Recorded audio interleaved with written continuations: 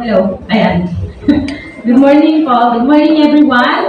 Wow, blessed Sunday. Kumusta po ang ating araw kahapon? Maulan? Masaya? Patingin nga ng mga ngiti ng ating mga couples at saka mga in love. Di ba? Ang dami kong nakitang may mga pabulaklak. Pabulaklak, pa-chocolate. So, paano naman natin ma-revive yung mga walang ka-couples? Sad ba? Hindi! Very good! Siyempre, hindi. Kasi, lahat po tayo ay nakakatanggap ng regalo. So, kahapon, mga misis, saan kamay, may natanggap ng regalo? Meron! Di ba? Bukas marami po akong nakita, mga anak. Mga anak ang nagbigay ng regalo. Praise God. At napakabuti po ng mga anak ng peace of God. Ano po? At naaalala ang kanilang parents. So, sabi nga, may nilabas ang parents. Nakita ko, narinig ko kahapon. Lalabas kasi ako ng anak ko, di ba? Kaya, napakasaya po ng puso ng bawat isa. Ikaw man po ay walang kakopol, ay masaya po dahil ito po ay appreciation natin, pagdiriwang dahil sa pag-ibig. Pero syempre, may gift man po tayo kahapon na wala, masaya pa rin tayo. Alam niyo ba kung bakit? Bakit? Di ba? Sana po may ganun Kasi nga, merong gift din sa atin ng Lord. And every day po, natatanggap natin yun. Ano po? Everyone longs for a family. So, hindi po lahat nabiyayaan at nabigyan ng pagkakataon na magkaroon ng pamilya. Amen? Meron pong mga orphan. Meron pong nawalan na ng mga mahal sa buhay. Meron pong nawalan na yung mga asawa, di ba? Pero it's a blessing from God po, yung ating mga family. We can celebrate with our family even though wala tayong ka-couple. So, yun po yung Christian life, di ba? Kasi pag nasa worldly life po tayo, malulungkot na tayo, ano po? Kasi wala yung darling ko, nasa ibang bansa. Pero ang dami ngayong means para magka-connect. So sabi nga dyan, yung family natin, gift sa atin ng Lord yan. So everyday may gift sa atin ng Lord. Amen po ba? Kasi ang nanay ko, hindi ko mapipili. Ang tatay ko, hindi ko rin mapipili. Lalo naman ang anak ko, hindi ko mapipili. So, it's a blessing from God. Amen po? Blessing ba yung family niyo? Yes! Yan! Salamat sa Lord at meron tayong pamilya. Pero, sabi nga, paano nga yung mga orphan at yung wala ng family? Or kung yung pamilya nila, hindi maganda ang relasyon. So, hindi naman po lahat ay magaganda ang relasyon ng family, no? Pero meron pong gift sa atin ng Lord. No, may isa pang gift sa atin ng Lord na magkaroon tayo ng spiritual family. Ang ating church family. Ano po? Kasi, balik tayo ulit doon sa Garden of Eden. Diba? Kineate ng Lord muna si Adan. Pero nakita niya na mag-isa si Adan. So, nilikha niya si Eva, di ba? Kaya ayaw kasi ng Lord na malungkot tayo. So ayaw ng Lord na nag-iisa ka. Di ba? Kaya kung tayo lahat dito ay mayroong family. At isa pang gift sa atin ng Lord ay yung magkaroon tayo ng church family, spiritual family, na siyang gagabay sa atin, magiging kasama natin sa journey of faith natin at sa walk of life natin. So ano man ang pamilya meron tayo ngayon, you can be, tingnan natin yung mga katabi natin. You can be part of a family who can help you in your spiritual walk. So, nakakatulong kaya? Sana. Nakakatulong ang aking mga kapatid, no? So, yung background po ng ating pag-uusapan ngayon, di ba? Ito po ay sulat ni Pablo sa Iglesia ng Corinto kasi nagkakaroon po ng problema ang Iglesia ng Corinto dahil sa hindi sila nagkakasundo-sundo. yung mga miyembro doon. So ito po, in-encourage niya ang iglesia kung paano nila isettle yung problema nila sa loob ng iglesia. Ang message po natin, wala tayong ano? So, wala tayong PowerPoint. So, ang sermon focus po natin naman, ang title po ay Every Member Matters. So, kaya rin na po yan. Pakinggan nyo na lang po ako. Every Member Matters. Ito po ay matatagpuan natin sa 1 Corinthians 12 to 27. So, mag-icebreaker muna po tayo para mawala naman din yung kaba ko. So, meron po ako ituturo sa inyo para mas maintindihan natin, hindi lamang po in words yung ating pag-aaralan ngayon. So, ito po. Mamaya na kayo patatayuin. I-explain ko muna. Ay, sige, tayo na po tayong lahat. Sige, tayo po muna tayong lahat. Tapos, patingin nga po ng inyong dalawang kamay. Dalawang kamay. Yan. Salamat sa Lord dahil may dalawang kamay tayo. Ano po? So, kasi yan ang pag-uusapan natin. Parts of the body. So, meron tayong dalawang kamay. And, sabi nga, diba? This is, ganito po. This is, pagano. This is, tapos pagtikitin po natin, i-connect. Connect. And then flip. God. Open. And see the people. So, eto po. This is the church. Pero kung ano ba sa church?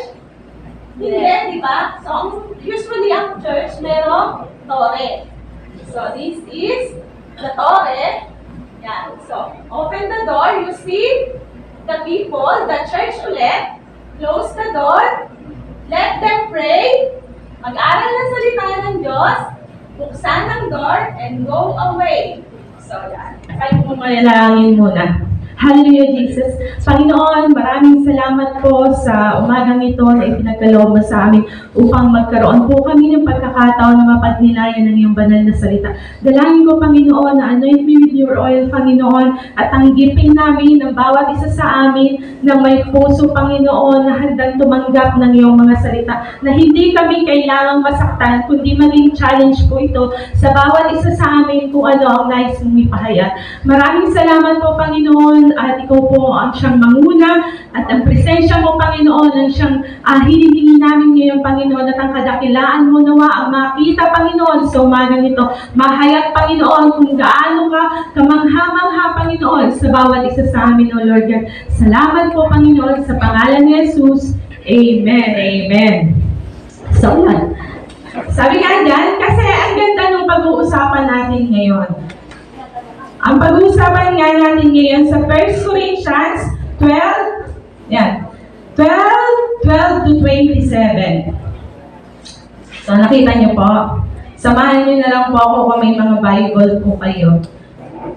Ang ganda po kasi ng ginawa dyan ni Pablo. Ginamit po niya yung metaphor or yung analogy ng body of parts. So, ang body of parts natin ay pinapakita dyan kung paano niya i-encourage ang iglesia. So, kahit po sa malayo siya, yung puso niya nandoon pa rin po sa iglesia. So, sabi nga, nung last week, di ba, ang dami nating pinag-usapan. The first week, tayo po ay belong na. So, kaya ka belong kasi family ka na, ano po. At yung second week, meron na po tayong known, love, and accountable. So, may pananagutan tayo.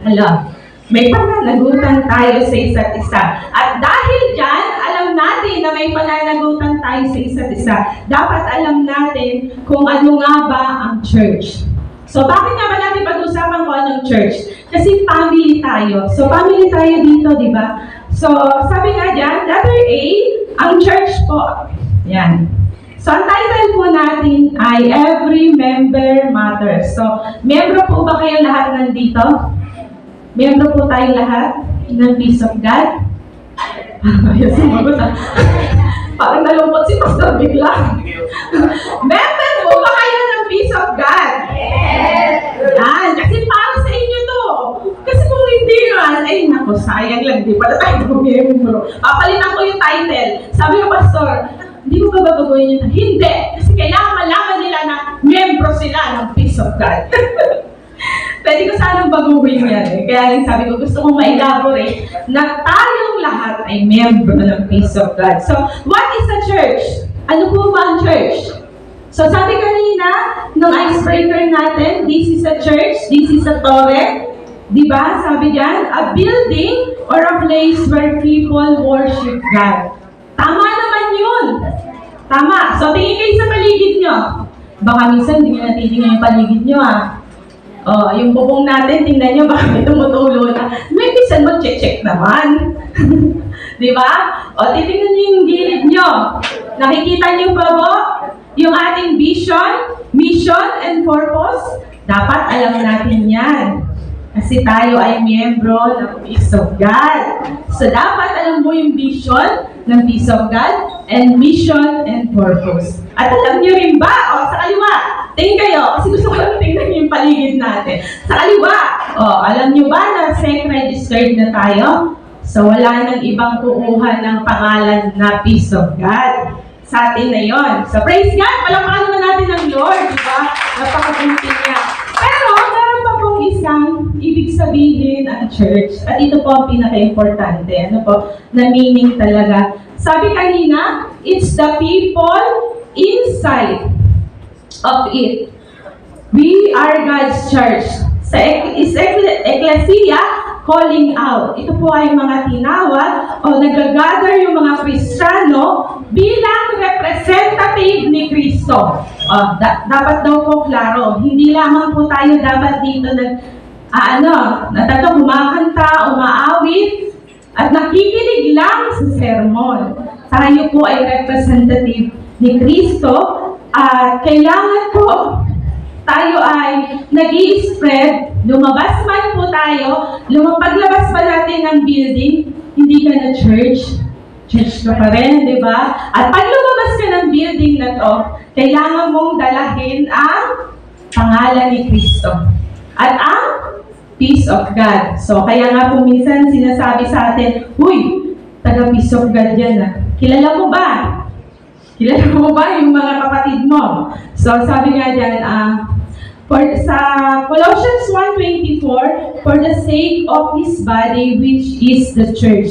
So, kailangan po natin maintindihan na building and people inside is the church.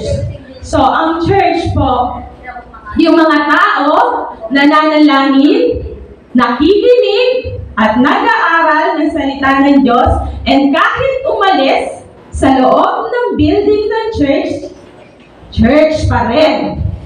Diba? Dala-dala pa rin si Kristo. So, ang ganda po ng icebreaker natin para matandaan nyo na dalawa yung meaning ng church. Importante na alam natin kung sino ang head ng church. Sino ang head ng church? Ay, hindi po. Si Jesus po ang ating head. So, sabi po dyan sa Colossians 1:18, Christ is also the head of the church, which is the body. Pero may kasunod pa A lang po, yung C lang po. So, Christ is the head of the church. So, si Kristo po ang ating ulo. So, tayo pong lahat dito ay body of Christ. Si Pastora, body of Christ. Si Pastor Arvin, body of Christ. So, sabi nga, lahat po tayo ay body of Christ. And lahat po tayo dito ay church. So, ano ang body of Christ?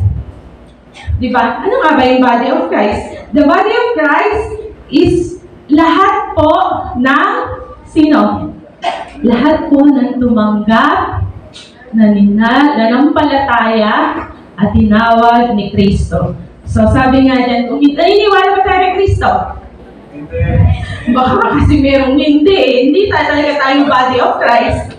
Kasi siya yung head natin. So, dapat po lahat tayo dito ay naniniwala kay Kristo. Di po ba?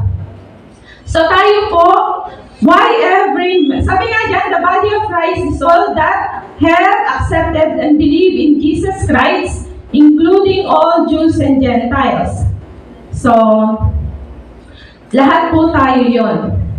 Tayo pong lahat dito ay body of Christ. So, why every member matters in the church? So, bakit nga ba importante lahat tayo sa church?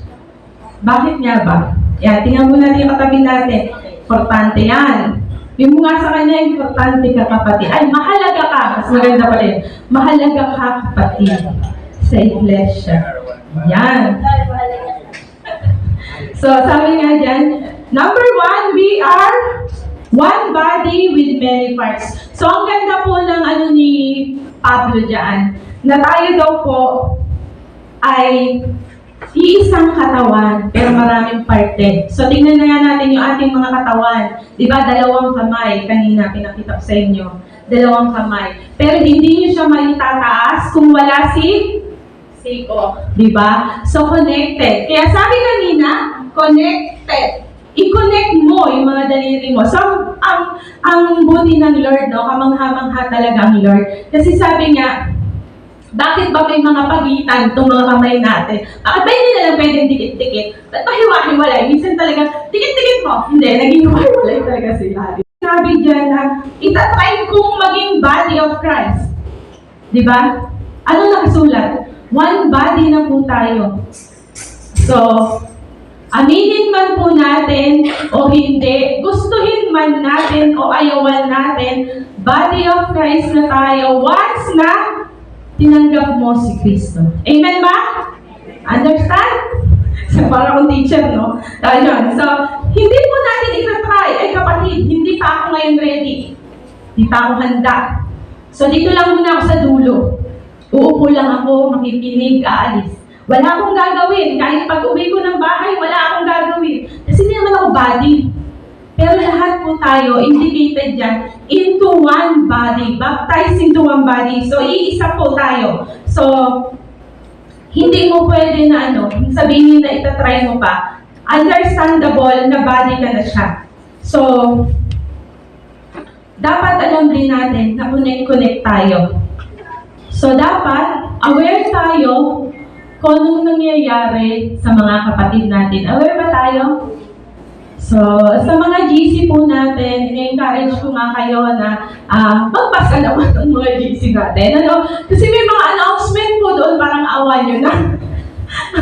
Mag-heart naman lang kayo, mag-like. Para naman nalalaman ko lang kung talagang nabasa nyo. Kasi announcement natin doon lang po sa GC. At kung meron po tayong wala ako sa GC, baka hindi ako miyembro ng pamilya. Huwag naman po kayo malungkot, baka hindi lang namin kayo friend. Pwede magpa-add na lang po kayo sa amin. Kasi hindi naman lahat po ay alam namin ng Facebook account. Kung wala man, okay lang din. Parte ka pa rin ng pamilya, ate. Parte pa rin po kayo, kahit po walang Facebook. Basta, nandito po tayo ay isang family. So, sabi nga yan, tingin sa kaliwa. Tingin sa kaliwa. Saan ba yung kaliwa? Ay, mali, sorry po. Kasi ito kaliwa ko eh. Sa inyo, tingin kayo sa kaliwa nyo. Kaliwa. Ngitian, kamayan. Ayan. Tingin sa kanan. Yan. Ngitian, kamayan. Sa harapan. Sa harapan. Sarapan po. Tingnan nga mo na. Wala sarapan. Ngitian at kamayan. Sa likuran. Sa likod. Ako ayaw mag-exercise ng mga kasama ko. Tingnan niyo lang naman yung katabi niyo sa likod. Kasi hindi na kayo tumitingin sa likod eh. Ngitian at kamayan. So, bakit? Bakit ko pinagawa sa inyo yan? Kasi, minsan, connected nga tayo, pero hindi magkakakilala. Po? Minsan, nagkakasalubungan na, hindi ka man lang tapikin ng gano'n no? Minsan, hindi tayo magkakakilala. Connected nga, pero hindi pinapansin. Pwede ba yun? Hindi. Kailangan kilala natin yung parts of the body natin. So, kaya po, sa mga bata pa lang, importante na itinaalam ng parts of the body. So, dapat tayo po, kilala natin kung sino yung mga kapatid natin at kapamilya. So, Ano nga ba ang importante sa part of the body? Meron bang importante o mahalaga sa body of Christ? So number 2, no member is unimportant. So yan po. No member is unimportant. So ang lahat lang ba ng nakaupo sa unahan, sila lang ang mahalaga? Paano yung nasa dulo? Hindi na kami mahalaga, kaya nga nandito lang kami sa dulo eh. Ayo. Lahat po tayo, simula sa unahan hanggang sa dulo ay mahalaga. So, kung meron man po na imperfect, sabi nga po, totoo po, tayo pong lahat ay may mga imperfect people. Kaya nga tayo nasa church na po. Kasi ito po ay ospital ng ating mga espiritu. Diba? At sino ang ating manggagamot? Si Kristo. Kaya, minsan po talaga ay mayroong hindi pagkakasundo. Yan nga yung sinabi ni Pablo, no po, na meron kasi tayong, we are all one part, pero iisang parte tayo. So kapag hindi magkakasundo, hindi siya gagalaw. Ano po, minsan kasi merong feeling of inferiority. Diba? Kasi nga dahil nga tayo ay puro imperfect person. Pero sa verse 14, makikita natin dyan na ang katawan ay binubuo ng maraming bahagi at hindi ng iisang bahagi lamang. So lahat po tayo, nakita naman natin ang body parts. So nakikita niyo naman po yung body parts ko, no? Maraming parte. So lahat po tayo ay body parts ng church. So, iisipin ba natin na mas importante lang ang ang kamay kaysa sa paa? Di ba hindi? Lahat po sila ay importante. So, kung may isang nawawala, may missing part. So, sabi nga para tayong puzzle. Lahat po tayo ay nilalagay sa puzzle. At kung mayroong isang nawawala, nararamdaman mo kaya kapatid? Yan, tingnan nga natin. Ako nararamdaman ko yung mga hindi masyadong nakaka-attend na no? Tapos yung madalas nating nakakasama doon, tapos ngayon parang hindi na. Pwede natin silang kumustahin. Kasi dapat po may pakialam tayo sa bawat isa. At dapat kayo din po may pakialam sa akin. Ano po? Hindi naman ako lang may pakialam sa inyo. Dahil kayo din may pakialam sa akin. Pakialaman nyo. Sabi nyo iba, ayaw nilang pakialaman yung buhay nila. Pero tayo po, pwede po natin, di ba? Kasi kung nawawala yung isa, parte ng katawan, ano po? Whole body suffers. So sabi nga dyan, pag wala ka ng isang kamay, no, ang hirap gumalaw. Oo, makakagalaw ka kahit isa lang ang kamay mo. Makakita ka kahit isa lang ang mata mo. Pero, hirap ka. Mas gagaan kung lahat po tayo. Ano po? So sabi nga dyan, letter A, we are all different. So lahat naman po talaga tayo ay iba-iba. Sa pamilya nga tayo ay magkakaiba at unique. Letter C, you are needed in the body of Christ. So sabi nga dyan, minsan po kasi, ito yung nagiging problema. Ano po? Minsan naiisip natin na hindi naman ako masyadong importante. Kaya, dito na lang ako sa dulo, tatahimik na lang ako. Pero alam niyo po ba, na lahat po tayo dito sa church ay importante. So, minsan nga, pagka naglalakad tayo, at natalisod ka, tumama yung pinaka-pinky toe, ano ba yun, yung daliri mo sa paa, yung pinakamaliit. Saka mo lang siya mararamdaman, no? Ay, nandiyan ka pala. Kung nasaktan ka, no? Pero sabi nga, lahat po tayo importante. Bakit siya nandoon?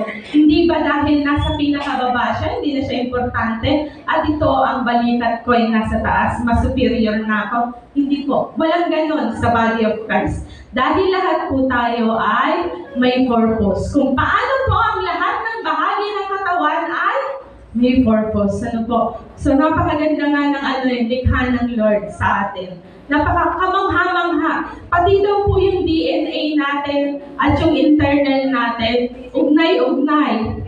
Sobrang pag nag-aaral po tayo ng science, o di ba? Makikita natin na ugnay-ugnay sila. At nagpa-function kasi magkakaugnay. So pag hindi nag-function, kasi nga, may depektibo, merong hindi gumagalaw. Kaya po tayong lahat ay kailangan, di ba? So number 3, the church grows when members serve. Verse 21 to 27. We are contributors. Yan. Ito na. Ang parte na medyo baka kailangan mag-gising. So alam mo na ngayon na body of Christ ka. Whether you like it or not, body of Christ po tayo. Ano po? So, the church grows when members serve. Tayo pong lahat ay contributors. So, ano ang Tagalog ng contributors? May ambag. Ayan. So, sabihin mo sa kapatid mo, may ambag ka. Mag-ambag ka. Yan. May ambag ka, kapatid. Yan. Contributors tayo. Sabi nga dyan, siyempre, kung connect ka na, dapat nag-contribute na rin tayo. At lahat po tayo ay valued sa lahat po dito. So sabi nga sa 1 Corinthians 12:21, yung feeling ng superiority. Di po ba? So ito yun. Bawa. Kami talaga akong props. Sorry, teacher ako eh. Sunday school teacher, no? Kaya kanina yung icebreaker natin, Sunday school pa rin. So ito po. Sabi nga dyan, tayo po ay contributor. So, paano ka nag-contribute sa body of Christ? Paano nga ba? Mag-isip na nga po tayo kung paano nga ba ako nag-contribute sa church. May nag-contribute na po ba tayo? Amen! Amen! Lahat tayo meron. Kahit yung mga bata ko sa Sunday school, parang ayaw nila sumagot na pastor. So, sabi nga dyan, lahat po tayo ay contributor sa ating church. So, sabi nga, ano nga ba yung importante? Ito po kasi, kaya ayaw gumalaw minsan ng body, kasi iniisip niya na, ay, sila pastor na lang nandyan, mga leader na lang yan, bahala na sila dyan, wala naman kasi akong say, di ba? Minsan gano'n, ano? Tapos yung mga leader naman, minsan superiority naman sila. Hindi, kaya na namin to. Lahat na lang kami. Gano'n. Pero hindi. Dapat po lahat tayo ay gagalaw. Malapit na anniversary. Lahat tayo gagalaw kasi body of Christ tayo. Di po ba? Hindi natin hahayaan na nakaupo lang po tayo. Amen? So sabi nga, ito, di ba? Ito po, mic. So ano ba ang importante sa mic? Para siya ay gumana. Battery? Pero kung may battery lang at wala yung mouthpiece, gagana pa rin ba siya? Di ba hindi? So dapat po, buo. Kung wala ang battery, at kung wala din naman tong mouthpiece, hindi pa rin siya, wala, di ba? O minsan naman, kahit lagyan mo siya ng battery at wala itong ganito, yung hawakan niya, walang paglalagyan, hindi pa rin siya gagana. So naintindihan natin, yung function po natin importante. Kahit ikaw ay screwdriver, ay screw na nagko-connect, importante na po. Ano po? So, yung lahat po tayo dito ay kailangan maging contributor. So, ang number 3 nga na pinakamaganda talaga dyan. The church grows when members serve. So, basahin nga po natin. Yan, sinabing members, di ba? Hindi sinabing leaders. Oh, members talaga. Kaya ina-emphasize ko, sabi ko, baguhin mo yung ano, hindi. Kasi kailangan may members serve doon. So sabi nga dyan, kung nagsisimula ka nang hindi umattend sa church, baka kaya hindi maganda yung kantahan kanina kasi kulang kami ng backup, di ba? Minsan gano'n, no, yung kailangan po tayo sa church. So, kailangan namin ng mga gaganap ngayon. So, yung genuine concern and care sa ating mga membro. We are channel of genuine concern and care. So, kung nagsasuffer po yung isa, ayan, ano sa kano? Ang mga yan.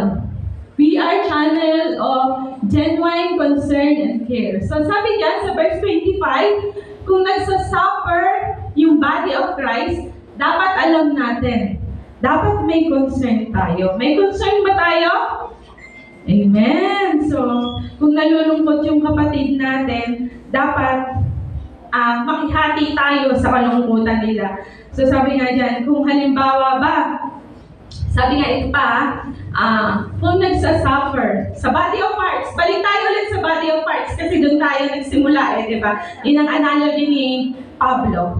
So, kung masakit ang tiyan mo, pag sinabi mo sa kapatid mo na masakit ang tiyan mo, di ba matik yung kamay hahawak sa tiyan? Masakit ang tiyan ko, bakit kailangan humawak ni kamay dito? Di ba? May connect siya. Di ba? Parang nag-care na siya agad. So, dapat tayo ganun din,